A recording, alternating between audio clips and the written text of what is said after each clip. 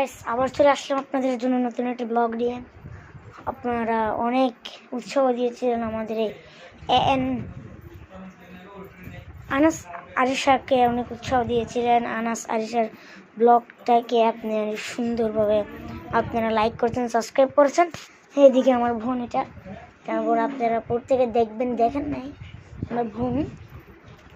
আমাদের আজকের ইসলামিক যে ভিডিওটা আমরা দিলাম, বা আজকে ইসলামিক কিছু আনবো আপনাদের জন্য, ইসলামিক অনেক ভিডিও আনবো, কিন্তু একটা দুঃখ লাগে যে আপনারা সাবস্ক্রাইব করেন না। কেন সাবস্ক্রাইব করবেন? যাতে আপনাদের আল্লাহর কালাম আপনাদের মাঝে আমরা শেয়ার করি, বলি। তাই আল্লাহর কালামটা যেটা আপনাদের মাঝে আমরা দিই, তাহলে আপনাদের দরকার আমাদেরকে উৎসাহ দেওয়ার জন্য, সাবস্ক্রাইব করার জন্য।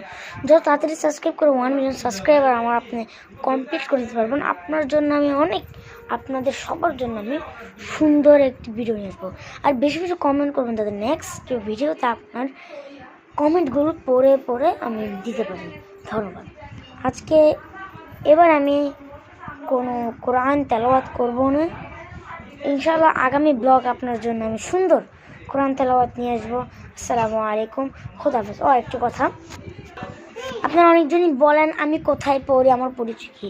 আমি পড়ি বাইতুল শরফ আখতারিয়া আফসুকানাতে, এই ধনিয়ালাপাড়া, চট্টগ্রাম। ধনিয়ালাপাড়া যেখানে পীর সাহেব ছিল আগে আব্দুল জব্বার রহমতুল্লাহ আলী, এবং বর্তমান 2026-এ রয়েছে আব্দুল হাইন রবি মাদ্রাজিল্লুকুল আলিয়া। এখন যারা ভর্তি হতে চান, ভর্তি হবেন, খুব ভালো মাদ্রাসা।